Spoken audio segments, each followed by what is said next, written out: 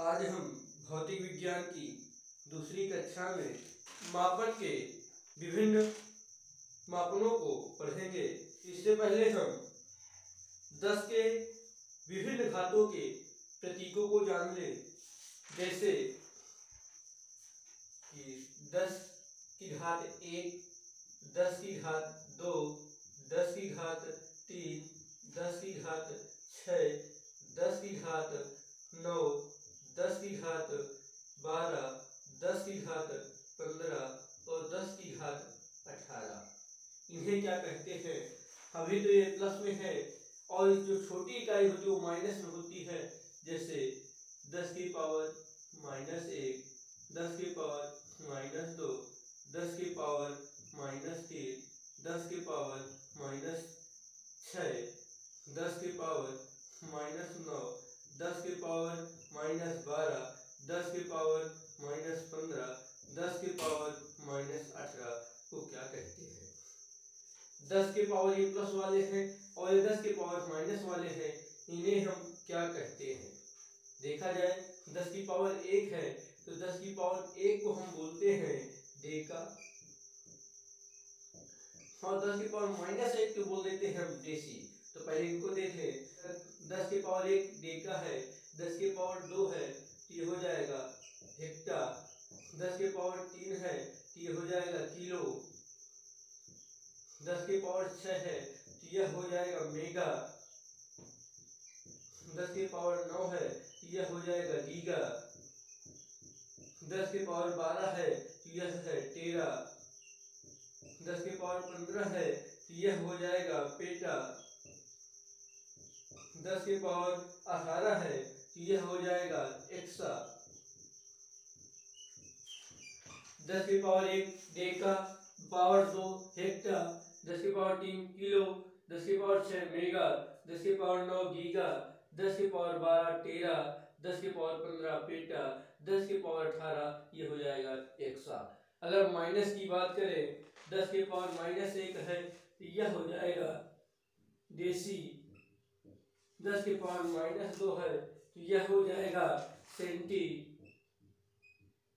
10 की पावर -3 है यह हो जाएगा मिली, 10 की पावर -6 है यह हो जाएगा माइक्रो, 10 की पावर -9 है यह हो जाएगा नैनो, 10 की पावर -12 है यह हो जाएगा पीको, 10 की पावर -15 है यह हो जाएगा फेमटो, 10 की पावर -18 है यह हो जाएगा एक्टो या एटो।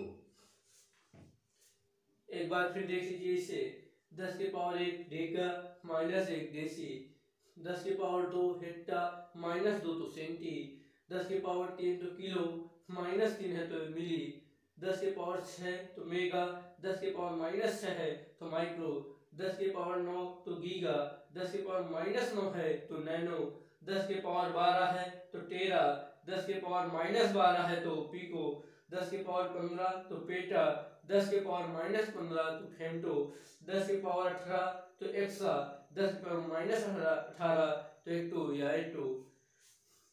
ये हो गए 10 की विभिन्न घातों के प्रतीक। अगर हम इसी में मेगा की बात करें, जो हमारा कैमरा होता है वो मेगा पिक्सल में होता है, मेगा पिक्सल। पिक्सल का मतलब होता है पिक प्लस सेल, पिक का मतलब होता है फोटो और जो सेल का मतलब होता है ये होता है डॉट। इसका मतलब है कई डाटों से मिलकर, कई बिंदुओं से मिलकर हमारी फोटो बनती है। मेगा का मतलब है 10 के पावर 6, 10 के पावर 6 का मतलब है 10 लाख।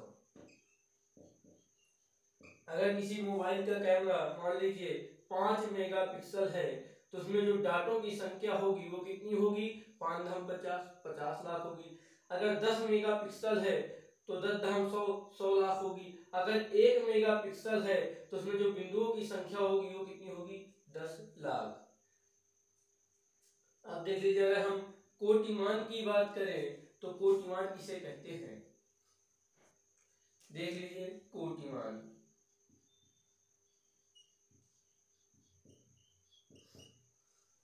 कोटि मान देख लीजिए। अगर किसी की वैल्यू 3.16 से ज्यादा है, अगर किसी संख्या की वैल्यू 3.16 से ज्यादा है तो 10 की घात में +1 कर देते हैं। फिर देख लीजिए कोटि मान में, अगर किसी संख्या की वैल्यू 3.16 से ज्यादा है तो 10 की घात में +1 कर देते हैं। इसका मतलब भी समझ लीजिए। अगर कोई संख्या लिखी है, मान लीजिए लिखा है 23,415, कहेगा इसका कोटि मान बताइए, तो कोटि मान में हम करते क्या है, इसको घात के रूप में लिखते हैं। इधर से एक अंक छोड़कर दशमलव लगा देते हैं, तो 2 छोड़ दिया, 0.3415 गुणते 10। अब इधर कितने अंक है दशमलव के, 1 2 3 4, तो हो जाएगा 10 की पावर 4। इसे हम क्या लिख सकते हैं, 23,415 को 2.3415 गुणे 10 की पावर 4। तो इसका जो कोटिमान होगा वह कितना है, 4। अगर यही मान लीजिए ये 2.341 है, यहाँ 3.16 है, अगर यह संख्या इससे अधिक होती तो घात में हम एक और जोड़ देते। एग्जाम्पल में देख लीजिए लिखा है 56,318 का कोटिमान क्या होगा, तो सबसे पहले हम एक अंक बाद दशमलव लगा देंगे, तो 5.6318 इधर से लगाना है हमें। तो दशमलव के उस पर कितनी संख्या है, 1 2 3 4 गुणते 10 की पावर 4। लेकिन यह संख्या 3.16 से अधिक है तो हम घात में +1 करेंगे, तो इसका जो कोटिमान हो जाएगा वह हो जाएगा 5। अगर हम एक एग्जाम्पल की और बात करें, मान लीजिए लिखा है 216,536 का कोटिमान क्या होगा, तो हम बराबर लिखेंगे, इधर से एक अंक बाद दशमलव लगा देंगे, 2.16536 गुणते 10 की पावर। अब ये संख्या है 3.16 से कम है तो यहाँ पर कुछ फर्क नहीं पड़ेगा, 1 2 3 4 5, हम लेंगे 10 की पावर 5, इसका कोटिमान होगा 5। अब हम मापनों के विभिन्न प्रकारों को देख लें। जैसे द्रवों का प्रवाह हम किससे मापते हैं, द्रव किससे मापते हैं, अधिकतम दूरी किससे मापते हैं, देख लीजिए। अगर बात की जाए क्यूसेक से, कि क्यूसेक से हम क्या मापते हैं, तो क्यूसेक से हम द्रवों का प्रवाह मापते हैं। अगर क्वेश्चन पूछ ले कि क्यूसेक से क्या मापा जाता है, क्यूसेक से द्रवों का प्रवाह मापा जाता है, जबकि लीटर, गैलन और बैरल से हम द्रवों की मात्रा नापते हैं। क्यूसेक से क्या मापते हैं, क्यूसेक से हम द्रवों का प्रवाह मापते हैं। गैलन और बैरल से क्या मापते हैं, तो गैलन और बैरल से हम द्रवों की मात्रा मापते हैं। अगर क्वेश्चन पूछ लिया जाए कि 1 लीटर में कितने गैलन होते हैं, तो 1 लीटर में 0.2642 गैलन होते हैं। तो 1 लीटर बराबर कितने गैलन, तो 1 लीटर बराबर 0.2642 गैलन। अगर एक गैलन की बात की जाए तो 1 गैलन बराबर कितने लीटर, तो 1 गैलन बराबर हो जाएगा 3.78 लीटर। तो 1 गैलन बराबर कितना है, 3.78 लीटर। ये जो माप है यह है यूएसए के अनुसार। अगर ब्रिटिश माप के अनुसार देखा जाए तो 1 गैलन बराबर होगा 4.5 लीटर, और ये है ब्रिटिश माप के अनुसार। तो 1 गैलन बराबर यूएसए मापन के अनुसार है 3.78, और 1 गैलन बराबर ब्रिटिश माप के अनुसार है 4.5 लीटर। अगर हम बैरल की बात करें तो एक बैरल बराबर है 42 गैलन के। तो एक बैरल बराबर 42 गैलन। अगर ये हम लीटर में बात करें तो यह लीटर में कन्वर्ट हो जाएगा 158.98 लीटर, लगभग 159 लीटर। फिर से देख लीजिए एक बार, हम क्यूसेक से क्या मापते हैं? द्रवों का प्रवाह मापते हैं। गैलन बैरल से क्या मापते हैं? तो द्रवों की मात्रा नापते हैं। एक लीटर बराबर कितने गैलन? 0.2642 गैलन। एक गैलन बराबर यूएसए माप के अनुसार 3.78 लीटर, ब्रिटिश माप के अनुसार 4.5 लीटर। एक बैरल बराबर 42 गैलन और लगभग 158.98 लीटर। अब देख ले हम, अगर सिक्के की बात की जाए कि हम सिक्के का वजन किस में मापते हैं, तो हम सिक्के का वजन हम ग्रेन में मापते हैं। सिक्के का वजन ग्रेन में मापते हैं। तो सिक्के का वजन पूछा जाए तो किसमें मापते हैं? ग्रेन में, ना कि ग्राम में। तो एक ग्रेन बराबर होता है 64.8 मिलीग्राम। क्वेश्चन पूछा जाए कि हम सिक्कों का वजन किसमें मापते हैं, तो सिक्कों का वजन हम ग्रेन में मापते हैं। एक ग्रेन बराबर कितना है? तो एक ग्रेन बराबर है 64.8 मिलीग्राम। अगर सबसे पहले सिक्कों की बात की जाए किसने चलवाए थे ग्रेन में, तो वह था शेरशाह सूरी। इसने 4 प्रकार के सिक्के चलाए थे, एक 67 ग्रेन, एक 85 ग्रेन और थे 178 ग्रेन के। इसके बाद था 380 ग्रेन। ये 4 प्रकार के सिक्के किसने चलवाए थे? ये 4 प्रकार के सिक्के चलवाए थे शेरशाह सूरी ने।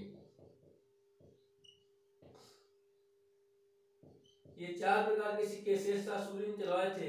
ये 2 सिक्के थे, यह थे सोने की असरफियों के वजन, और ये जो सिक्का था यह चांदी का रुपया था। जो ये 380 ग्रेन का था यह था तांबे का दाम।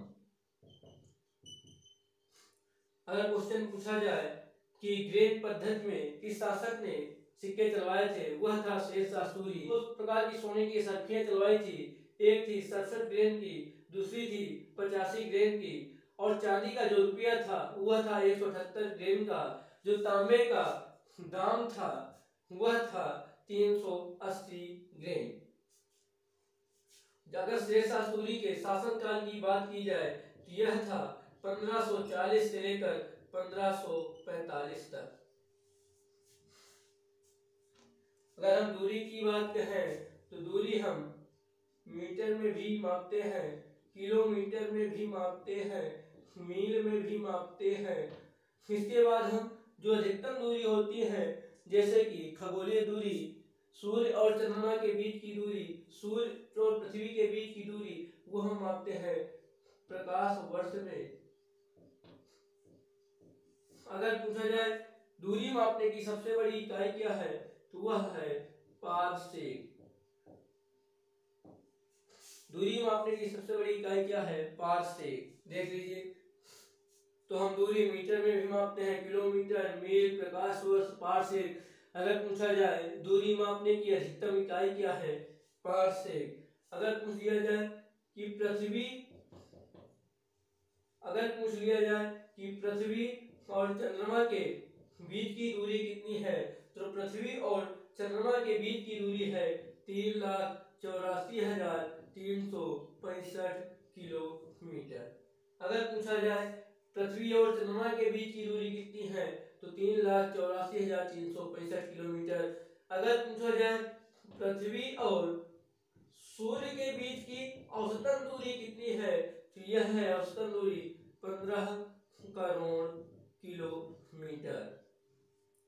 तो सूर्य, पृथ्वी और चंद्रमा के बीच की दूरी 3,84,365 किलोमीटर, पृथ्वी और सूर्य के बीच की दूरी 15 करोड़ किलोमीटर, औसतन दूरी 15 करोड़ किलोमीटर है।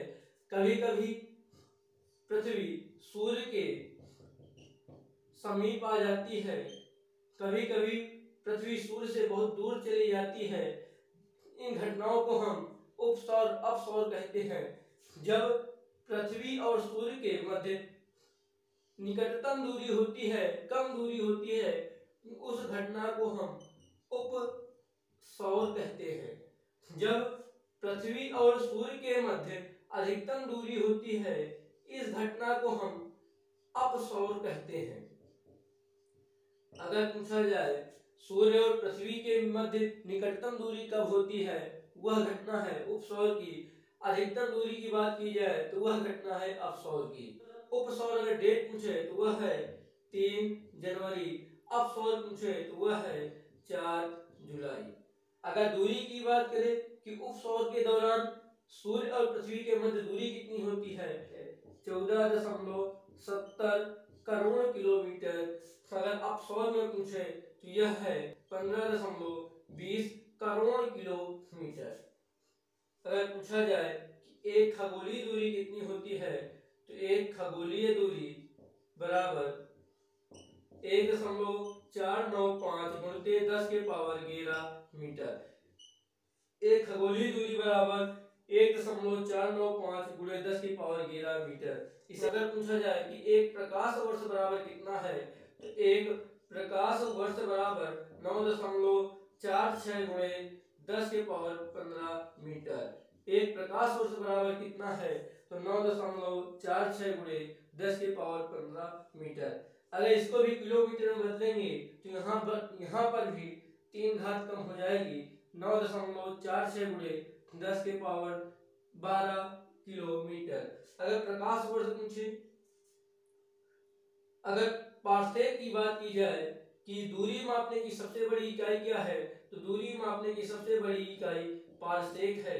तो एक पारसेक बराबर कितना होगा, एक पारसेक बराबर होगा 3.084 गुणित 10⁻16 मीटर। एक पारसेक बराबर 3.084 गुणित 10⁻16 मीटर। अगर प्रकाश वर्ष में बात करें कि एक पारसेक बराबर कितने प्रकाश वर्ष, तो एक पारसेक बराबर 3.26 प्रकाश वर्ष।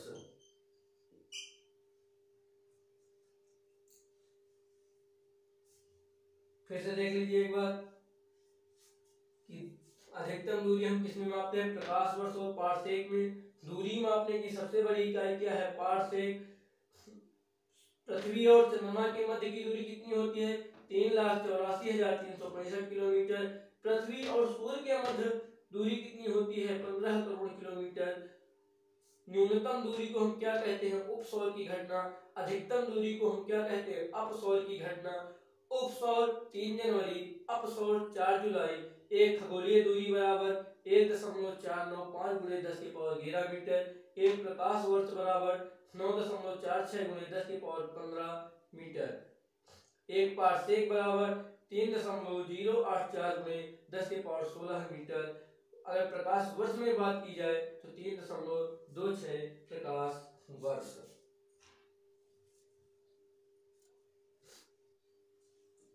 तो अगर पूछे स्थल की लंबाई हम किससे मापते हैं, तो स्थल की लंबाई हम मील से मापते हैं। तो एक मील बराबर कितना होता है, तो एक मील बराबर हो जाएगा 1609 मीटर। 1609 मीटर। अगर पूछ ले कि समुद्र की लंबाई हम किससे मापते हैं, तो समुद्र की लंबाई हम नॉटिकल मील से मापते हैं। तो समुद्र की लंबाई नॉटिकल मील से मापते हैं, मील से मापते हैं। अगर पूछ ले कि समुद्र के जहाज की गति किससे मापते हैं, तो समुद्री जहाज की गति हम समुद्री जहाज की गति नॉट से मापते हैं।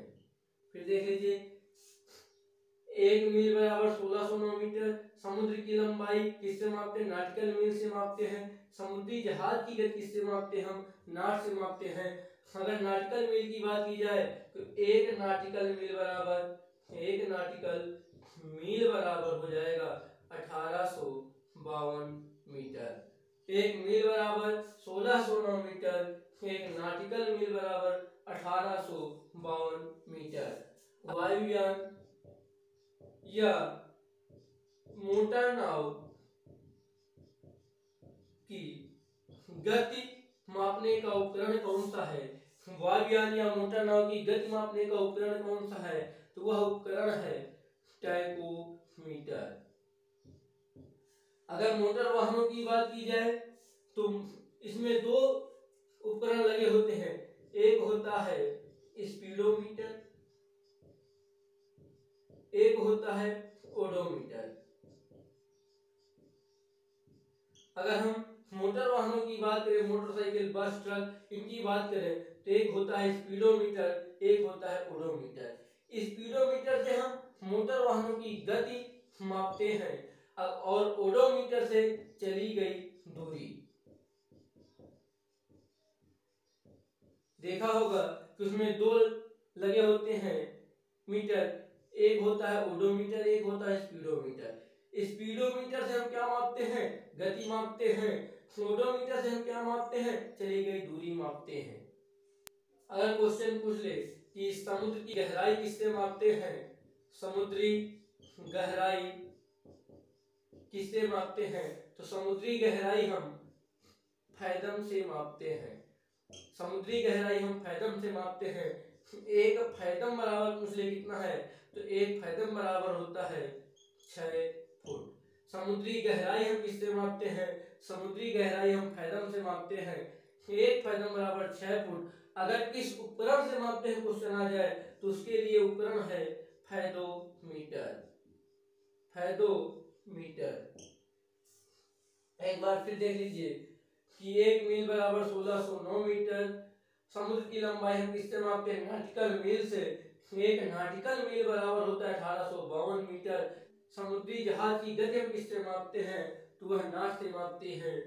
वायुयान मोटर नाव की गति हम किस उपकरण से मापते हैं? तो वह है टैकोमीटर। जो मोटर वाहनों में लगे होते हैं 2 मीटर, वो होते हैं स्पीडोमीटर और ओडोमीटर। स्पीडोमीटर से हम गति मापते हैं, ओडोमीटर से हम चली गई दूरी मापते हैं। समुद्री गहराई हम फैथम से मापते हैं और किस यंत्र से मापते हैं? तो वो है फैथोमीटर। एक फैथम बराबर 6 फुट। अब देख ले हम कि हम सोने और हीरो को किससे मापते हैं। अगर हम कैरेट की बात करें, अगला जो मापन है हमारा वह है कैरेट।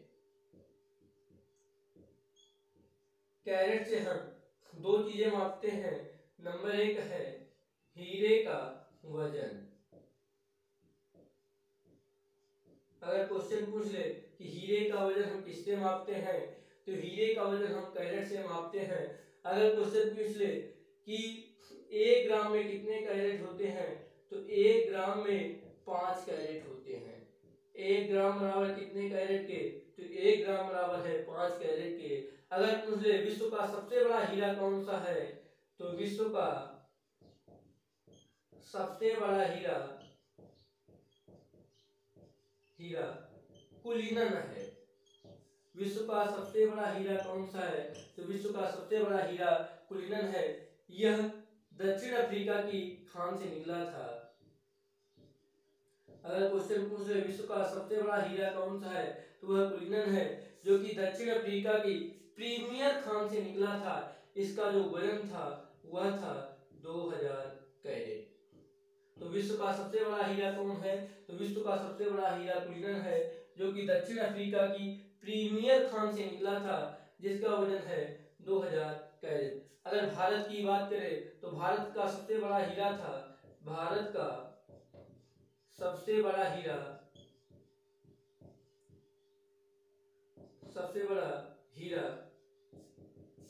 कोहिनूर था। भारत का सबसे बड़ा हीरा कौन था? तो वह था कोहिनूर, जो कि कहां से निकला था? यह निकला था गोलकुंडा की खान से। क्वेश्चन पूछ लिया जाए भारत का सबसे बड़ा हीरा कौन था, तो वह था कोहिनूर और कहां से निकला था? गोलकुंडा की खान से। और किसको प्राप्त हुआ था? यह प्राप्त हुआ था काकतीय वंश के राजा प्रताप रुद्र देव को। तो यह किसे प्राप्त हुआ था? काकतीय वंश के राजा प्रताप रुद्र देव को। उस समय इसका जो वजन था, उस समय इसका वजन था 787 कैरेट।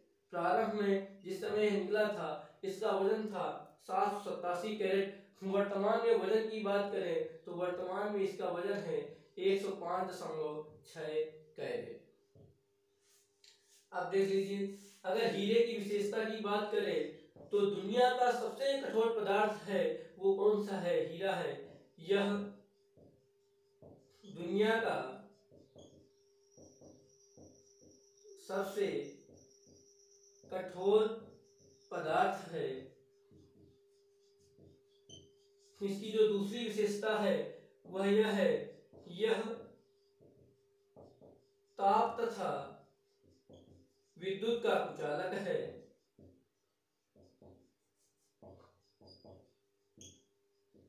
और तीसरी विशेषता की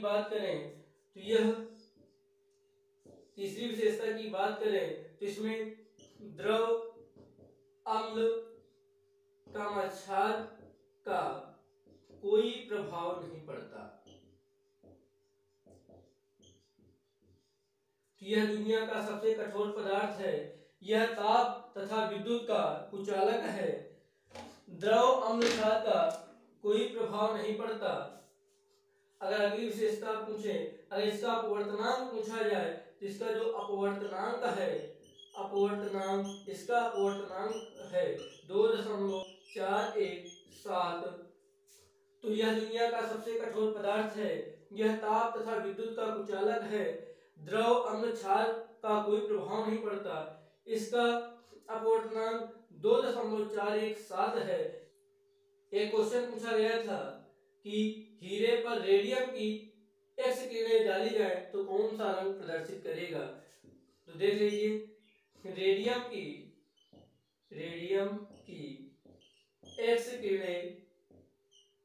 एक्स किरणें पड़ने पर यह हरा रंग प्रदर्शित करेगा। तो रेडियम की एक्स किरणें पड़ने पर हीरा कौन सा रंग प्रदर्शित करेगा? तो हीरा हरा रंग प्रदर्शित करेगा। अब देख लीजिए, कुछ हीरे काले होते हैं, कुछ हीरे काले होते हैं, कुछ हीरे काले होते हैं जिन्हें हम बोल्ट कहते हैं, जिन्हें बोल्ट कहा जाता है। तो कुछ हीरे काले होते हैं जिन्हें हम बोल्ट कहते हैं। इनका जो प्रयोग है वह होता है कांच काटने में। अगर क्वेश्चन पूछ ले कि बोल्ट हीरे किन्हें कहते हैं तो काले हीरे को बोल्ट कहते हैं, जिनका उपयोग कांच काटने में किया जाता है। और देख लीजिए, कैरेट से हम क्या मापते हैं? तो कैरेट से हम सोने की शुद्धता मापते हैं। देख लीजिए, कैरेट से और हम सोने की शुद्धता मापते हैं। तो कैरेट से हम हीरे का वजन और सोने की शुद्धता मापते हैं, सोने की शुद्धता। तो कैरेट से हम क्या क्या मापते हैं? कैरेट से हम सोने की शुद्धता मापते हैं और हीरे का वजन मापते हैं। अगर सोने की शुद्धता की बात की जाए कि 100% शुद्ध सोना कितने कैरेट का होता है? वह होता है 24 कैरेट का। 100% शुद्ध सोना कितने कैरेट का होता है? तो वह होता है 24 कैरेट का। आरपीएफ 2018 का क्वेश्चन है कि 18 कैरेट सोना कितने प्रतिशत शुद्ध होगा? 18 कैरेट सोना कितने प्रतिशत शुद्ध होगा? तो हम इसे निकाल लेंगे कि 100% बराबर 24 कैरेट के है, तो कितने परसेंट होगा 18 कैरेट के? तो इसको निकालेंगे, हम आ जाएगा 75%। अगर सोने की शुद्धता का प्रतीक की बात की जाए तो सोने की शुद्धता का प्रतीक है, सोने की शुद्धता का प्रतीक हॉलमार्क है। अगर सोने की शुद्धता की प्रतीक की बात की जाए तो वह है हॉलमार्क, ये इसका लोगो होता है। और देख लीजिए, अगर क्वेश्चन पूछ ले कि सोने का प्रतीक क्या है? अगर सोने के प्रतीक की बात करें तो सोने का प्रतीक एयू है, जो कि ग्रीक भाषा के औरम शब्द से बना है, जो कि ग्रीक भाषा के औरम शब्द से बना है। एक बहुत ही क्वेश्चन पूछा जाता है कि आरिक क्लोराइड क्या है? आरिक क्लोराइड, तो आरिक क्लोराइड एक सर्प विषरोधी इंजेक्शन है। तो आरिक क्लोराइड क्या है? यह सर्प विषरोधी इंजेक्शन है।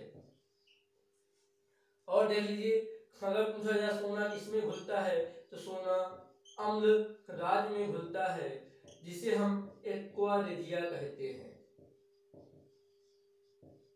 क्वेश्चन आ जाए कि सोना किसमें घुलता है, तो सोना अम्ल राज में घुलता है, जिसे हम एक्वा रेजिया कहते हैं। एक इसका सूत्र होता है 3HCl + HNO3। तो सोना किसमें घुलता है? सोना अम्लराज में घुलता है। अम्लराज किसे बोलते हैं? एक्वा रेजिया को बोलते हैं। सूत्र है इसका 3HCl + HNO3। अगर क्वेश्चन आ जाए कि रसायनों का राजा किसे कहते हैं, तो रसायनों का राजा हम H2SO4 को कहते हैं। रसायनों का राजा कौन है? H2SO4। अम्लराज कौन है? Aqua regia. अगर पूछा जाए सोने के अयस्क कौन कौन से हैं, तो सोने के अयस्क जो है वो दो है। नंबर 1 है काल्वेराइट, जो दूसरा अयस्क है वह इसका अयस्क है सिल्वेनाइट। तो सोने के दो अयस्क हैं, काल्वेराइट और सिल्वेनाइट। अगर पूछा जाए सबसे ज्यादा धातु वर्धनीयता वाली धातु कौन सी है, तो वह है सोना, जिसके 1 ग्राम को हम पीट पीट कर 1 किलोमीटर लंबा तार बना सकते हैं। सोने के 1 ग्राम को हम पीट पीट कर 1 किलोमीटर लंबा तार बना सकते हैं। अगर क्वेश्चन पूछ ले कि महीन तारों या पतले तारों के व्यास को हम किससे मापते हैं, पतले तारों के व्यास को हम स्क्रू गेज से मापते हैं।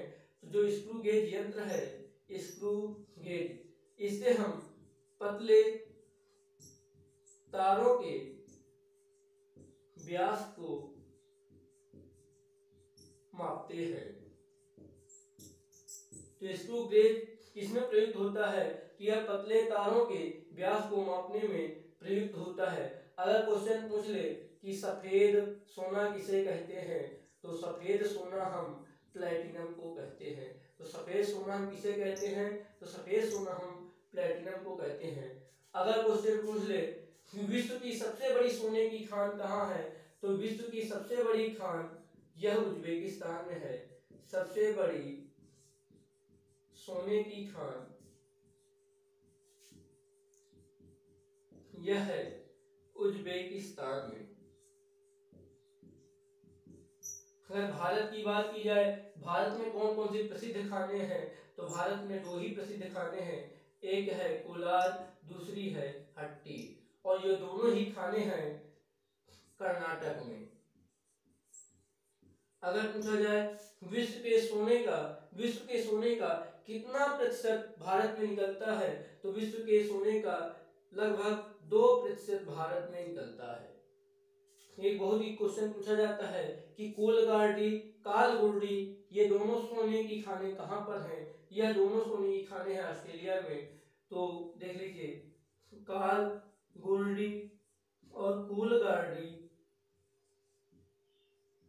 ये दोनों ही खाने हैं ऑस्ट्रेलिया में।